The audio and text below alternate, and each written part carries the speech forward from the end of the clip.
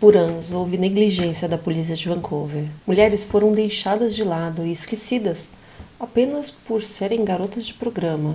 E o julgamento pessoal levou a muitos assassinatos de um serial killer. Acredita-se que pessoas que frequentavam as suas festas eram alimentadas com linguiças produzidas com a carne de suas vítimas. E que por anos esquartejou essas mulheres e serviu de alimento aos porcos de sua fazenda. Olá pessoal, tudo bom com vocês? Eu sou Roberta Rocha e hoje estou trazendo mais um caso criminal. E se você gosta desse tipo de vídeo, eu peço que já deixe seu like, se inscreva no canal, isso me ajuda muito na divulgação. E se você for sensível a esse tipo de conteúdo do vídeo, não é recomendado assistir, pois eu vou falar de morte brutal, assassinatos, cenas e detalhes do crime. A descrição do espectador é recomendada. Hoje eu trago o crime da fazenda de porcos do serial killer Robert Pickton.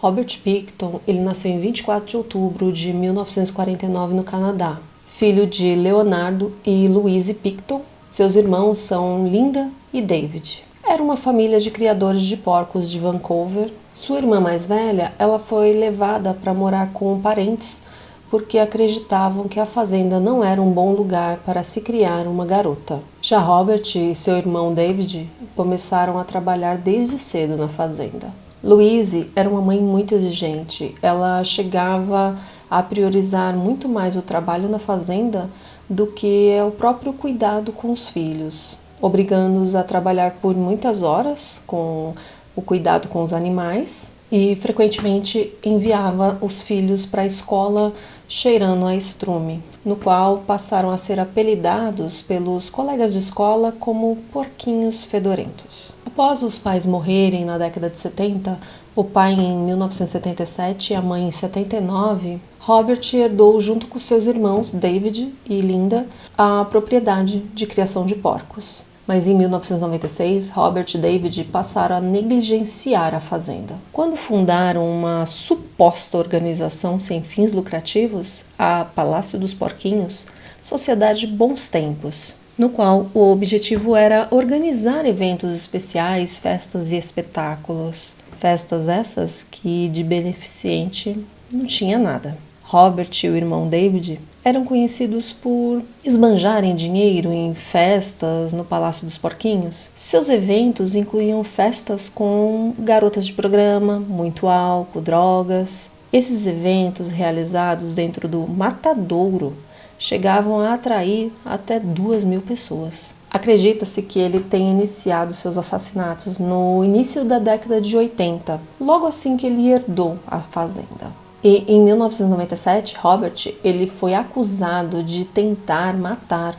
uma garota de programa a facadas. Ela alegou que foi levada para a fazenda e esfaqueada por um cliente, conhecido por Rob, Wendy Estiter. Ela conta que foi levada para fazer sexo com Robert e ela diz que foi algemada na sua mão esquerda e ele a esfaqueou no abdômen. Mas ela conseguiu escapar e também esfaqueou Robert em legítima defesa. Ela foi socorrida e levada a um hospital após conseguir ajuda depois de fugir de Robert, no qual ela foi tratada no mesmo hospital que o Robert foi buscar atendimento devido ao ferimento também ocasionado por Wendy na hora da sua defesa. Inclusive, conta-se que a chave que abria a algema de Wendy estava no bolso de Robert. A polícia ela encontrou o homem, um criador de porcos chamado Robert Pickton, e o acusou de tentativa de homicídio. Mas, ao ser questionado, o mesmo disse que o Wendy havia tentado roubá-lo e que lhe deu uma facada em legítima defesa. Ele acabou esfaqueando ela.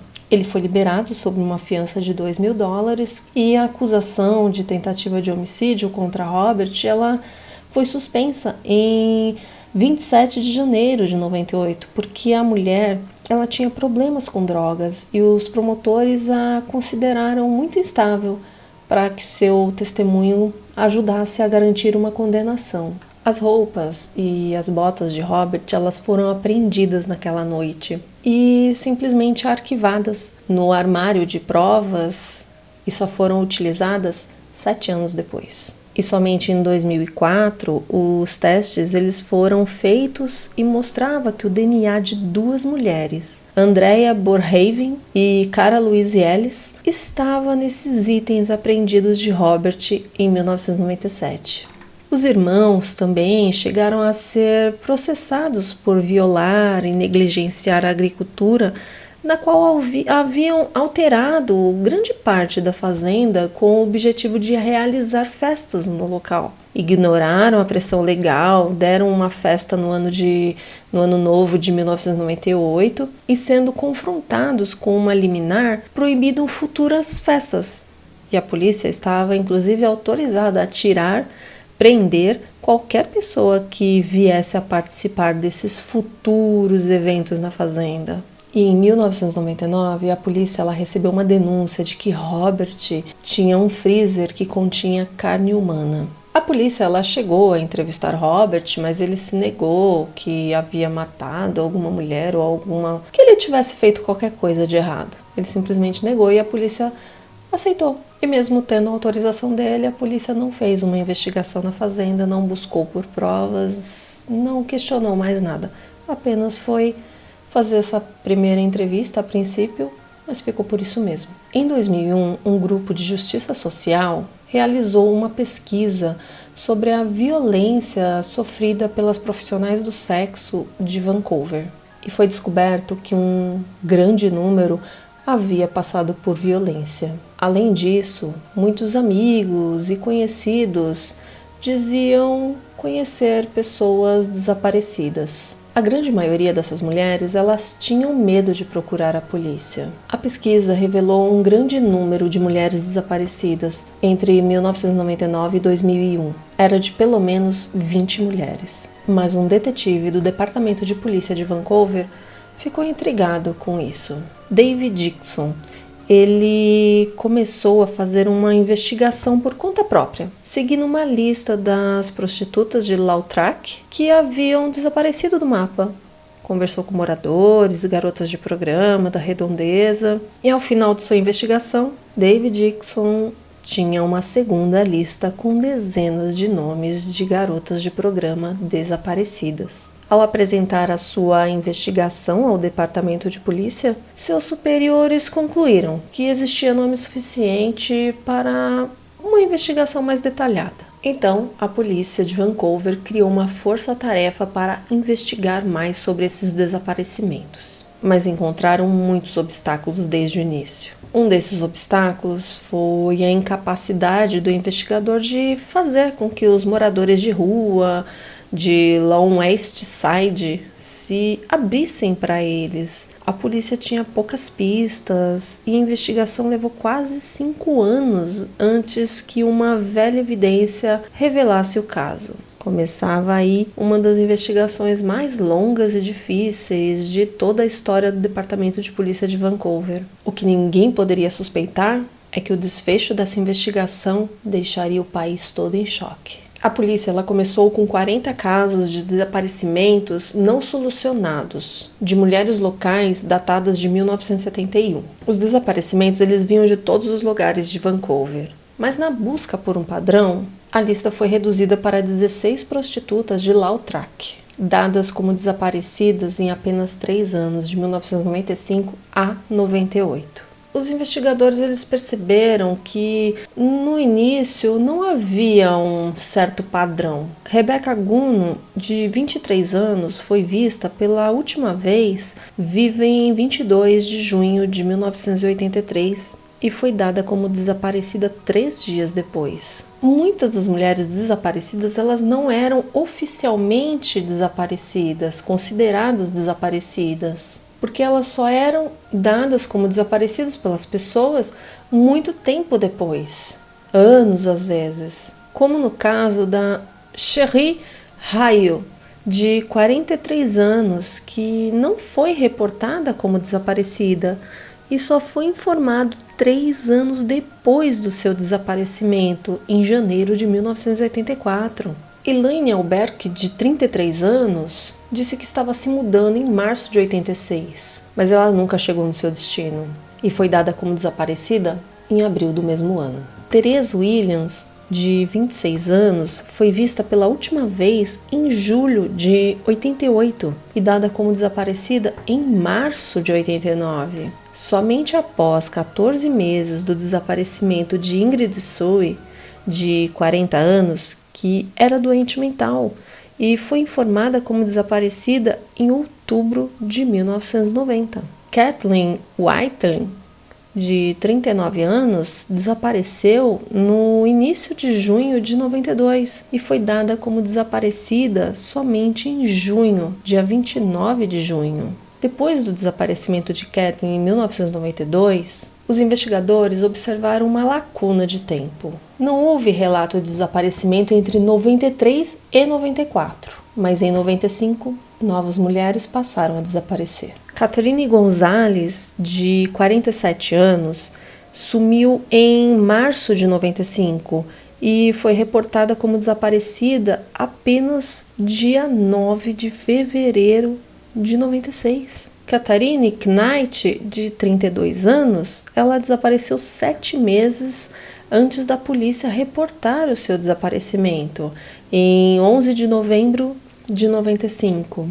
Dorothy Spence, de 36 anos, desaparecida 4 meses depois de Catherine, ela em agosto de 95, mas o seu desaparecimento ele foi reportado antes, em 30 de outubro. A última vítima do ano foi Diana Melnick, de 23 anos, desaparecida no início de dezembro, mas reportada como desaparecida dia 29 de dezembro de 95. Em 1996, mais uma vez, o número de mulheres desaparecidas se tornara baixo. Tanya Hollick, de 24 anos, desapareceu em outubro de 96 e reportada como desaparecida em 3 de novembro. Olivia Williams, de 22 anos, desapareceu em dezembro de 1996 e foi ignorada até o dia 4 de julho de 1997. Já Stephanie Lane, de 20 anos, ela foi hospitalizada em 10 de março de 97 por uma overdose de drogas e ela teve alta no dia seguinte. Foi vista pela última vez no Hotel Patrícia. Jeanette Henry desapareceu em 28 de junho de 97, 2 dias depois do seu último contato com parentes. O mês de agosto de 1997 foi o mês mais letal. 3 mulheres desapareceram. Embora a polícia só fosse ter conhecimento desses desaparecimentos 1 ano depois disso. Marnier Frey, de 25 anos, foi dada como desaparecida em 4 de setembro de 98. E 19 dias depois, em 23 de setembro, Ellen Hallmark, de 32 anos, também desapareceu, quando Jacqueline Murdoch, de 28 anos, foi dada como desaparecida em 3 de outubro de 1998. A lista de desaparecidas só crescia. Cindy Beck, de 33 anos, desapareceu do mapa em setembro de 97 e o seu desaparecimento ele foi relatado em 30 de abril de 98. Andrea Borhaven, ela desapareceu em 97, porém só foi dada como desaparecida em 18 de maio de 99. 2 anos depois. Carrie Koch, de 39 anos, ela desapareceu em janeiro de 1998 e foi reportada como desaparecida em 29 do mesmo mês. Mais 4 sumiram em 1998. Jacqueline McDonnell, de 23 anos, desapareceu em janeiro de 1998 e oficialmente dada como desaparecida só em 22 de fevereiro de 99. Inga Hall, provavelmente com 46 anos de idade, foi vista pela última vez em fevereiro de 93 e dada como desaparecida em 3 de março. Sarah Jane, de 29 anos, ela foi vista pela última vez em 14 de abril de 98 e foi dada como desaparecida no mesmo dia por amigos. Sheila Egan, prostituta desde os 15 anos de idade, desaparecida em 20 de julho de 98 e dada como desaparecida em 5 de agosto do mesmo ano.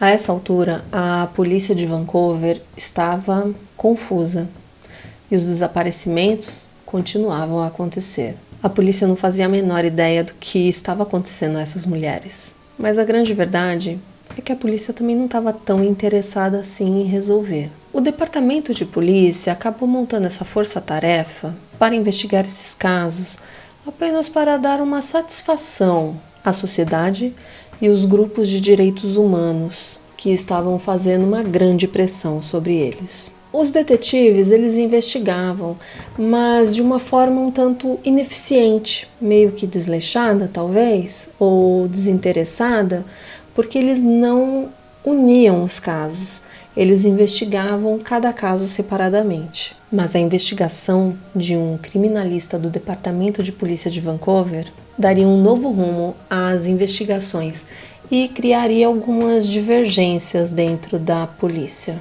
O inspetor e criminalista do Departamento de Polícia de Vancouver, Kim Rosmo, achou bastante estranho o desaparecimento das mulheres e criou um perfil geográfico que consistia de um mapa de crimes não resolvidos destinado a descobrir qualquer padrão ou assinatura criminosa ignorada pelos detetives que investigaram os casos de forma separada. O chamado perfil geográfico é uma metodologia de investigação criminal que analisa as localizações de uma série de crimes ligados uns com os outros para determinar a área mais provável da residência do criminoso ou assassino. Essa metodologia ela é normalmente utilizada em casos de assassinatos em série ou estupro. A técnica usada ajuda os detetives da polícia a priorizarem informações que são fornecidas em grande escala, oriundas de investigações que envolvem centenas ou milhares de suspeitos e pistas. E em maio de 1999, Rosmo relatou uma concentração incomum de desaparecimentos em Dalton e Ashtside. E para Rosmo, esses desaparecimentos eram fruto de um único criminoso, o que nos dá um serial killer na região. A teoria de Rosmo, que ligava o desaparecimento das garotas de programa à ação de um serial killer, deixou alguns membros do Departamento de Polícia de Vancouver bastante raivosos. E assim, seus superiores rejeitaram a teoria. Disse na época um dos inspetores-chefe à imprensa canadense: "Não estamos de nenhuma maneira dizendo que há um serial killer lá fora. Não estamos de maneira nenhuma dizendo que todas essas mulheres desaparecidas estão mortas. Nós não estamos dizendo nada disso." Nenhum motivo foi dado por que a polícia não estaria investigando um assassino em série. No entanto, existem especulações de que, por se tratarem de mulheres pobres, garotas de programa, pode ter influenciado na falta de interesse no caso. As investigações transcorriam lentamente, até que uma denúncia realizada em 2002, a polícia chegou até a fazenda de Robert Pickton. A acusação partia de um ex-empregado dos irmãos, que agora eram suspeitos pelo desaparecimento de mulheres da região. O funcionário em questão era Bill Hiscox, que denunciou à polícia as festas organizadas na fazenda de porcos, onde garotas de programa sempre se faziam presentes. Bill contou também sobre o ar macabro do lugar e que haviam muitos lugares de acesso restritos na propriedade. Mencionou sobre pertences de mulheres deixados para trás. No início de 2002, um investigador ele estava vasculhando nos arquivos casos de agressões a garotas de programas em Vancouver. E a acusação de 1997 contra Robert Pickton apareceu. E o investigador coletou todas as evidências do caso e descobriu que a camisa de Robert Pickton havia sido apresentada como evidência lá atrás e tinha sido arquivada. Lembra lá no começo que eu mencionei sobre essa roupa? Então, como foi retirada as acusações, as provas foram arquivadas e esquecidas. O pedaço de tecido foi enviado para um teste de DNA e uma semana depois saiu o resultado. O DNA de Robert Pickton, da mulher esfaqueada Wendy e de outras 2 mulheres desaparecidas estavam presentes. E em 2002, Robert Pickton, um tranquilo criador de porcos, foi preso, enquanto a sua fazenda era revirada pela força-tarefa da polícia. O que a polícia descobriu lá assombra suas memórias até hoje. Além de montes de evidências,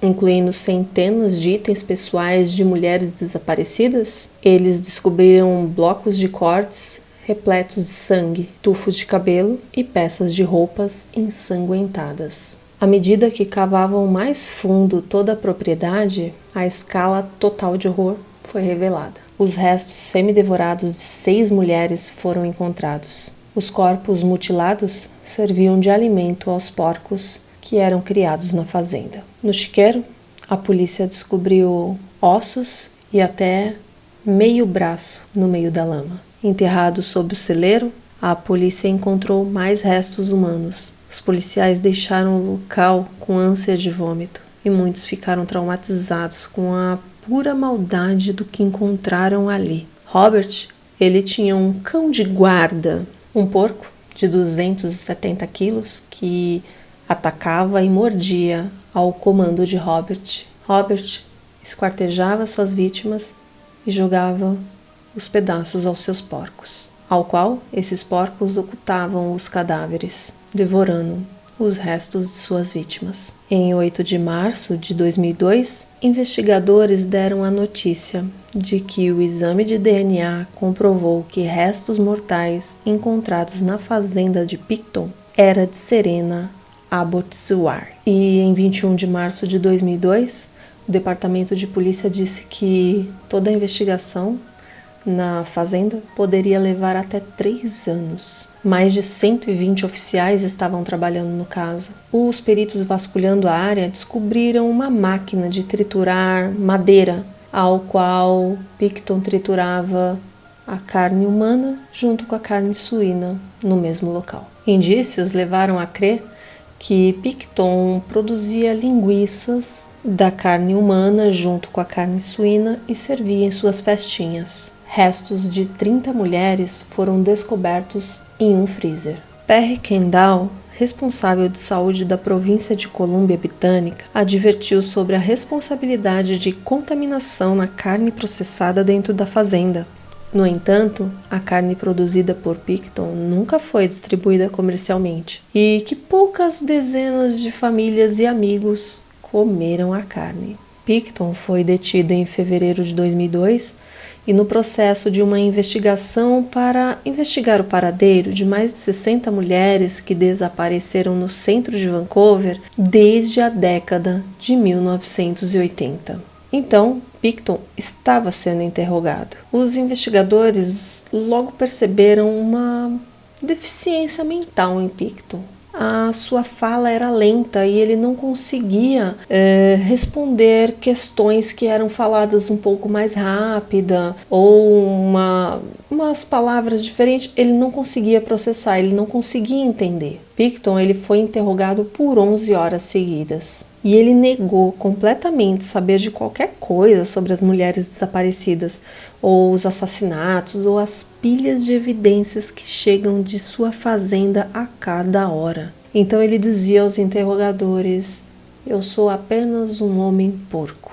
Vamos falar um pouquinho sobre seu modus operandi. Robert Picton ele não tinha dificuldade em conseguir as suas vítimas. Ele frequentava Lautrec, onde ele conseguia garotas de programa que levava para sua fazenda para um suposto programa. Chegando à sua fazenda, Picton ele pegava e levava essas mulheres ao seu trailer. Chegando lá, ele as amarrava, amordaçava e as violentava. Algumas de suas vítimas eram mantidas por vários dias, digamos assim, até serem mortas por ele. Picton utilizava diversas formas de assassinar as suas vítimas. Em 4 vítimas foi encontrado balas, o que faz condizer com que ele utilizava armas de fogo. Algumas ele matava estrangulando, outras com facas e até com golpes na cabeça. Ele também utilizava de anticongelante para matar as suas vítimas. Após matá-las, Picton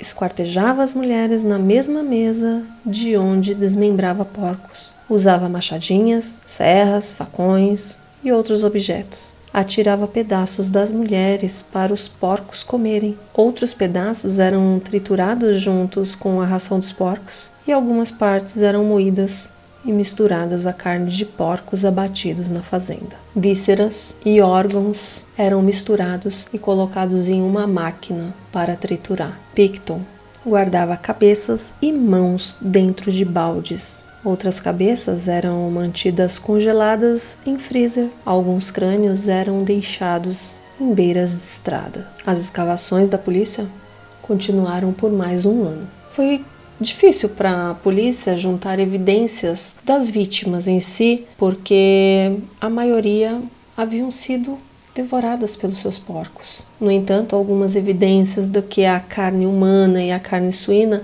haviam sido trituradas junto e que foram descobertas no freezer de Picton, o que levava a uma suspeita de canibalismo. Em janeiro de 2007, o Correio da Manhã escreveu: durante as buscas à fazenda de Picton, a polícia encontrara num frigorífico os crânios e outras partes do corpo de 2 das vítimas. As cabeças foram cortadas ao meio, verticalmente. Junto dos crânios, que tinham marcas de bala, estavam as mãos direita e esquerda, bem como a parte de frente dos 2 pés de cada uma das vítimas. E no dia 11 de dezembro de 2007, o juiz James Williams sentenciou Picton à prisão perpétua, com possibilidade de condicional em 25 anos, a pena máxima para homicídio em segundo grau. O juiz fez a seguinte declaração: a conduta do Sr. Picton foi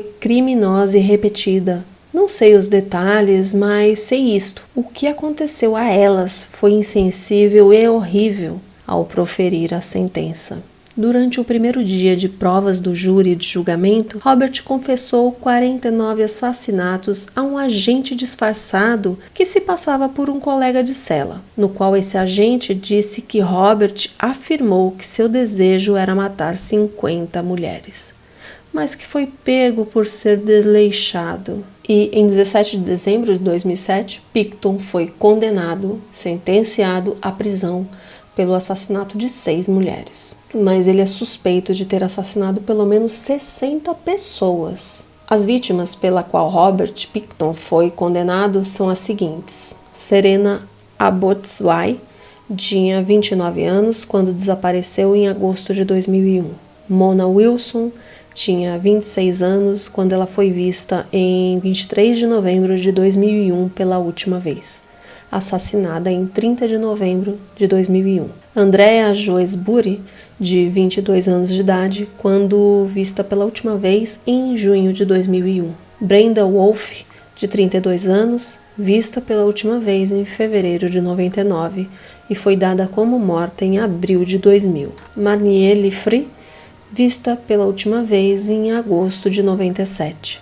Georgina Papin, vista pela última vez em 99. Picton também foi acusado de assassinato em primeiro grau de mais 20 mulheres, mas essas acusações foram arquivadas em 4 de agosto de 2010. Jacqueline McDonnell, de 23 anos, quando ela foi vista pela última vez em janeiro de 99. Diane Rosemary Rocha, de 34 anos, quando foi vista pela última vez em 19 de outubro de 2001, morta em 13 de dezembro de 2001. Heather Catherine Botomei, ela tinha 25 anos quando foi vista pela última vez em 17 de abril de 2001.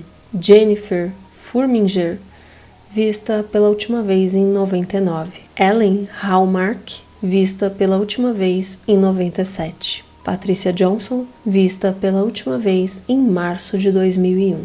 Heather Chinook tinha 30 anos quando foi vista pela última vez em abril de 2001. Tanya Holick, de 23 anos, tinha sido vista pela última vez em outubro de 96. Sherry Irvik, de 24 anos, vista pela última vez em 97. Inga Hall, de 46 anos, vista pela última vez em fevereiro de 98. Tiffany Drew, vista pela última vez em dezembro de 99. Sarah Vries, vista pela última vez em abril de 98. Cynthia Felix, vista pela última vez em dezembro de 97. Angela Rebecca Jardine, vista pela última vez em 20 de novembro de 98. Diana Melnick, vista pela última vez em dezembro de 95. Jane Doe, nome dado a um cadáver feminino não identificado oficialmente. E em 2 de março de 2006, a acusação de homicídio envolvendo a vítima desconhecida, ela foi retirada após Picton se recusar a admitir tê-la matado. A acusação falha nos requisitos mínimos expressos na seção 581 do Código Criminal e que por isso deve ser cancelada, escreveu o juiz James Williams. Deborah Jones, vista pela última vez em dezembro de 2000. Wendy Crawford, vista pela última vez em dezembro de 99. Carrie Kosk, vista pela última vez em janeiro de 98. Andrea Borhev, vista pela última vez em março de 97. Cara Louise Ellis, conhecida como Nick Trimble, tinha 25 anos quando foi vista pela última vez em 96. Existe um processo em andamento contra Robert Picton das seguintes mulheres. Mary Carley, de 25 anos, desapareceu em agosto de 91 do centro de Victoria. Yvonne Boyne tinha 34 anos quando foi vista pela última vez em 16 de março de 2001 e dado como morta em 21 de março de 2001. Então, Teresa Creel, desaparecida em dezembro de 2000, Dawn é um principal tema de um filme documentário de 2006 sobre mulheres indígenas assassinadas e desaparecidas no Canadá, intitulado Findig Dawn. Fora essas, mais 2 mulheres não identificadas. Pensa-se que ele poderá ter matado 70 mulheres desaparecidas em Vancouver desde os anos 80 até 2001. Escreveu o Correio da Manhã em dezembro de 2007. Robert Picton é o maior serial killer do Canadá. Quando a investigação terminou, a fazenda foi fechada e entregue ao governo. Os prédios foram demolidos e o terreno não está aberto para visitação do público. A polícia acusou Picton de 27 assassinatos em primeiro grau. Durante o julgamento das 27 vítimas, a equipe do laboratório de polícia pôde testemunhar que o DNA de 80 pessoas, incluindo homens e mulheres, foi encontrado moído na terra, em carne de porco, em amostra de sangue, coletas na fazenda. Os investigadores conseguiram apresentar um rifle .22 com um vibrador no cano que apresentava DNA do Picton e de algumas das mulheres desaparecidas. Ele dizia que essa era uma forma de conter o barulho do disparo. Além disso, muitas seringas com anticongelantes também foram encontradas, junto com uma fita de vídeo na qual Picton se gabava, dizendo que utilizar o anticongelante era a melhor forma de matar as suas vítimas, de matar uma prostituta, era o que ele dizia. Em agosto de 2010, logo após a Suprema Corte encerrar o caso Picton de uma vez por todas, o Departamento de Polícia de Vancouver emitiu um pedido formal de desculpas ao público. O chefe de polícia, Doug Lippard, disse ao público que nós o teríamos pego antes. Eu gostaria que todos os erros que cometemos pudéssemos desfazer. Em 2002, após a decisão da Suprema Corte, o pedido de desculpa da polícia e o inquérito das mulheres desaparecidas, Robert Picton divulgou várias cartas que ele havia escrito em sua cela. Uma das coisas mais arrepiantes e malignas que ele poderia escrever no final de uma das suas cartas era: eu estava a menos de 100 perfeitos quando eles me pegaram. E aí? 100 o quê? Será que ele estava a quase 100 assassinatos quando foi pego? E ele falou 49? Então, o que você achou desse caso? Você já conhecia? Muito do que aconteceu aqui sobre esse caso, infelizmente, poderia ter sido evitado se ele tivesse sido preso lá atrás, quando ele pegou a Wendy e tentou assassiná-la. Se fosse feita alguma investigação, eles iriam descobrir que ele já havia matado alguém antes. E outras vidas, outras famílias não iriam ser destruídas. Muitas podiam passar despercebido, mas ao fazer as minhas pesquisas, eu pude ver que pessoas sofreram por isso, pessoas ficavam tristes. Eu pude ver imagens de familiares tristes na procura e depois na descoberta de que perderam suas entes queridas. E é isso. Se você chegou até aqui, se você gostou do vídeo, eu peço que deixe seu like, se inscreva no canal. Isso me ajuda muito na divulgação. Muito obrigada e até a próxima. Tchau!